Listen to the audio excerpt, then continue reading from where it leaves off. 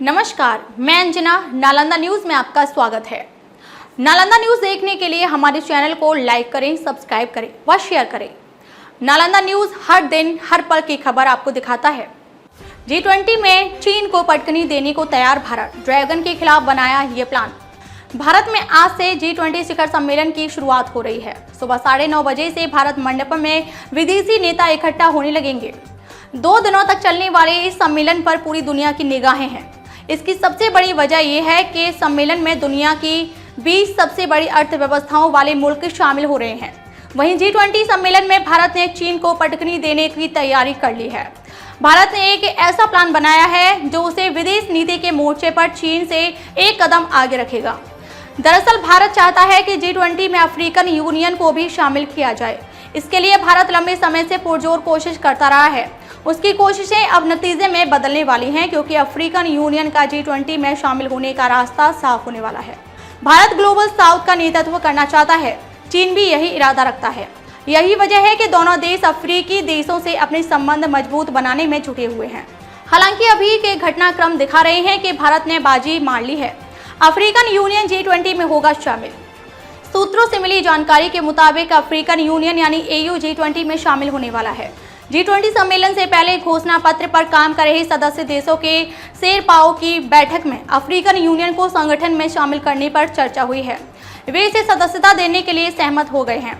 माना जा रहा है कि शनिवार या रविवार को G20 की बैठक में इसका आधिकारिक तौर पर ऐलान कर दिया जाएगा। अफ्रीकन यूनियन के G20 में शामिल होते ही भारत का ग्लोबल साउथ का नेता बनना तय हो जाएगा। क्या है African union? African union Africa के 55 देशों का एक संगठन है। इसे आधिकारिक तौर पर 2002 में लॉन्च किया गया था। ये कुछ हद तक यूरोपियन यूनियन की तरह ही है। इसका मकसद अफ्रीकी देशों और लोगों के बीच एकजुटता बढ़ाना है। अफ्रीकन यूनियन पूरे महाद्वीप में शांति, सुरक्षा और स्थिरता फैलाने के लिए भी काम करता है। पूरे महाद्वीप के आर्थिक विकास के लिए भी इस संगठन के नेता आपस में मिलकर काम करते हैं।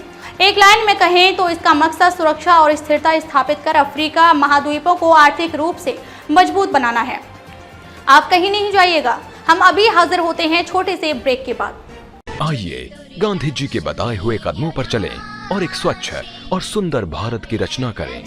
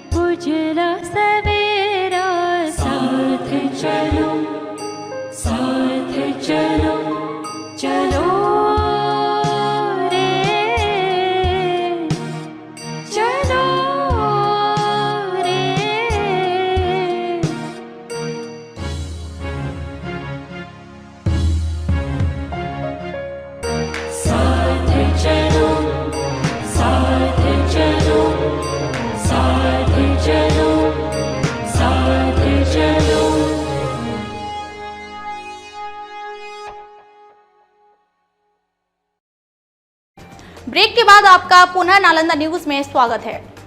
क्या है ग्लोबल साउथ जिसका नेता बनना चाहते हैं भारत चीन?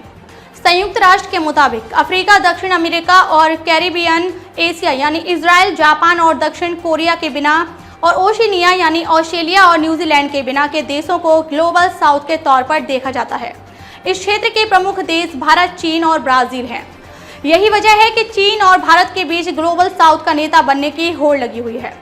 ग्लोबल साउथ का नेतृत्व करने का मतलब है कि दुनिया के एक बड़े हिस्से पर प्रभाव होना। भारत ने बेहद ही कुशलता से ग्लोबल साउथ का नेता बनने की ओर कदम बढ़ाए हैं। अपने प्लान से कैसे चीन को मात दे रहा भारत?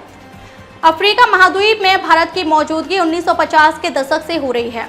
भारत ने पिछले 70 सालों से मिस्र, दक्षिण अफ्रीका, नाइजीरिया, कीनिया जैसे देशों के साथ अपने रिश्ते मजबूत करने का काम किया है। नरेंद्र मोदी ने भारत का प्रधानमंत्री बनने के बाद से लगातार अफ्रीकी देशों का दौरा किया है। दूसरी ओर चीन का मकसद अपने निवेश के जरिए अफ्रीकी देशों का फायदा उठाना है। बीजिंग का कहना है कि उसने अफ्रीकी देशों में निवेश किया है, इसलिए वह उनका दोस्त है। हालांकि भारत इस बात को भली भांति जानता है कि अगर उसे अफ्रीका में चीन को पछाड़ना है तो एक बड़े प्लान के साथ आना होगा। यही वजह है कि वह G20 में अफ्रीकन यूनियन को शामिल करने की वकालत करता रहा है। अब दिल्ली में हो रहे G20 में अफ्रीकन यूनियन को शामिल करने का ऐलान होने वाला है। ऐसे में भारत इस बात का क्रेडिट लेगा कि उसकी मेजबानी में अफ्रीकन यूनियन को G20 की सदस्यता मिली है। इस तरह उसने अपने इस प्लान से चीन को मात दे डाली है। आज के लिए बस इतना ही, फिर मिलते हैं ताज़ा तरीन खबरों के साथ। तब तक के लिए अंजना को दीजिए इजाजत। नमस्कार। न्यूज़ एवं विज्ञापन देने के लिए संपर्क करें स्क्रीन पर दिए गए नंबर पर।